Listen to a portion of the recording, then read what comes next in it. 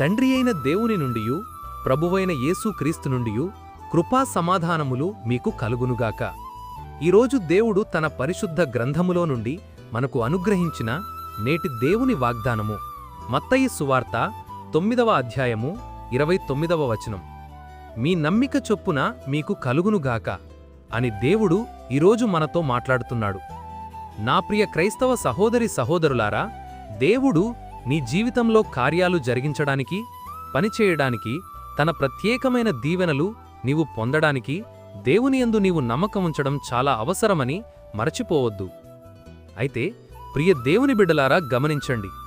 దేవునియందు నమ్మిక ఉంచటమంటే బైబిల్లో వెల్లడైన దేవుడు ఉన్నాడని, నేను ఆరాధిస్తున్న యేసుక్రీస్తే సర్వ సృష్టికర్తయైన దేవుడని, ఆయన తప్ప వేరే రక్షకుడు లేడని, నేను అడిగింది ఇచ్చుటకు ఆయన సమర్థుడని, ఆయన్ని హృదయపూర్వకముగా వెదికేవారికి ప్రతిఫలమిస్తాడని, ఆయనకు సమస్తమూ సాధ్యమేనని, నేను అడిగింది ఆయనకు చిత్తమైతే తప్పకుండా ఇస్తాడని, ఇవ్వకపోయినా అది దేవుని చిత్తమేనని, అంతేకాక అనేక శ్రమలలో కూడా విశ్వాసముంచడమే దేవునియందు నమ్మిక ఉంచుట. మీరు ఖచ్చితంగా ఈ విషయాలు గ్రహించి గుర్తుపెట్టుకొని దేవునిపై ఆధారపడి ఆయనపై పూర్తి నమ్మకం ఉంచాలి.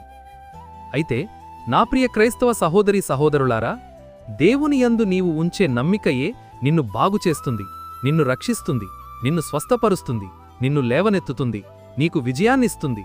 కాబట్టి దేవుని వాక్యాన్ని చదువుతూ వింటూ ఆయన ఎడల పరిపూర్ణమైన నమ్మిక నీవు ఉంచగలిగితే నీ జీవితంలో అసాధ్యమైన కార్యాలను దేవుడు సుసాధ్యం చేస్తాడు. అట్టి కృప దేవుడు మనందరికీ అనుగ్రహించి ఇట్టి నేటి దేవుని వాగ్దానము మీ అందరి జీవితాల్లో నెరవేరబడునుగాక. ఆమెన్. ప్రార్థన. మహాపరిశుద్ధుడవైన మా దేవా, దయగల మా తండ్రి, నేడు మీరు మాకు అనుగ్రహించిన ఇట్టి వాగ్దానాన్ని బట్టి ముందుగా మీకు వేలాదిక స్తోత్రములు చెల్లిస్తున్నాను.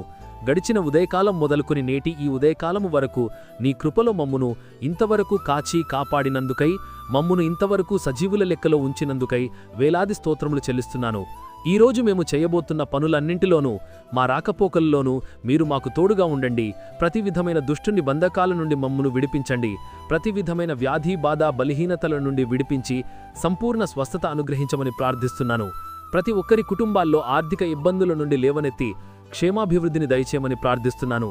ప్రతి ఒక్కరి జీవితాల్లో శాంతి, సమాధానం, నెమ్మది దయచేసి మీ కృపలో భద్రపరచమని నజరేయుడైన యేసయ్య నామములు ప్రార్థించి వేడుకొనుచున్నాను నా ప్రియ పరలోక పరమ తండ్రి. ఆమెన్. దేవుని కృప, ఆయన నిత్య సన్నిధి కాపుదల సదాకాలం మీకు తోడై నడిపించునుగాక. ఆమెన్.